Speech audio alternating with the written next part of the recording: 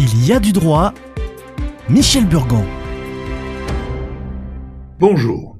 Quelles sont nos obligations à l'occasion de l'emploi de notre argent ? Lorsque nous donnons à une association ou que nous faisons certaines dépenses, emploi à domicile, soutiens divers, tout ce qui donne droit à certains avantages consentis pour nous influencer.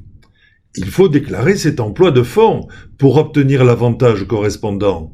Ce sont nos obligations déclaratives. Pour l'achat de certains biens contrôlés, armes, télévisions par exemple, nous devons déclarer cet emploi pour permettre à l'État de ficher les détenteurs de ces produits. Mais, dans la majorité des cas, nous pouvons user de notre argent en quasi-liberté, sauf quand l'État a besoin d'informations pour taxer les bénéficiaires de nos dépenses. Ces flux qui échappent au contrôle de l'État à la sortie doivent être déclarés par les bénéficiaires. C'est le cas général des achats et rémunérations de services qui sont déclarés par les professionnels. C'est aussi celui des bénéficiaires de dons.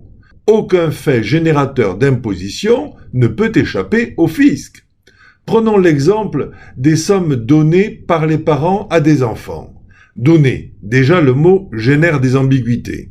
Des sous-distinctions telles que prêt, avance sur succession, don, aide passagère, cadeau d'usage ou de circonstance et bien d'autres.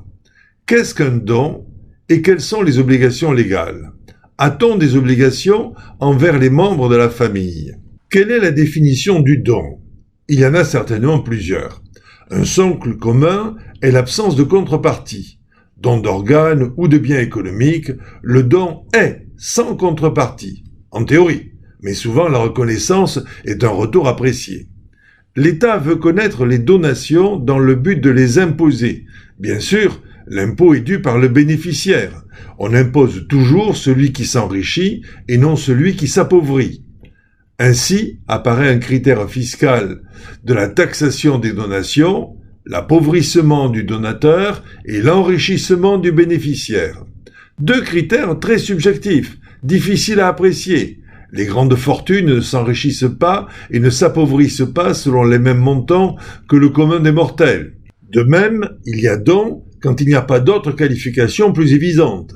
Par exemple, des parents qui dépensent des sommes importantes pour un enfant handicapé s'appauvrissent. Mais ils accomplissent une obligation alimentaire. Il ne s'agit pas d'un don. De même, lorsqu'ils supportent de longues et coûteuses études pour un enfant. Mais, s'ils emploient des sommes aussi importantes pour un enfant sans difficulté, pour lui offrir les moyens d'acheter un bien, alors qu'ils n'ont aucune obligation, il y a alors don taxable. Pourtant, l'accompagnement d'un bac+10 peut coûter plus cher que l'achat d'un commerce. On parle aussi de la distinction des cadeaux d'usage et de dons exceptionnels. Lorsqu'un enfant se marie, les parents donnent une fête. Ce n'est pas un cadeau au marié, mais une dépense de prestige des parents. Ses frères et sœurs qui préféreront se pacser n'ont aucun motif à demander une compensation.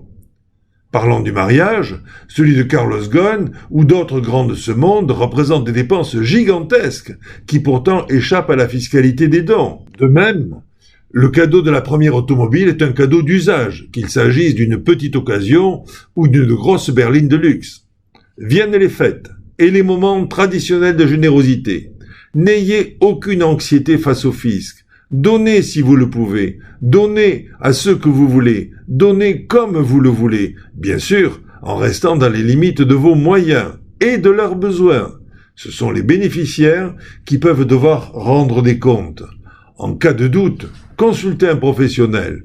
Nous sommes tous dans le collimateur du fisc et les maladresses peuvent entraîner des impositions et des tensions familiales. Venez consulter le site de l'émission. À la semaine prochaine.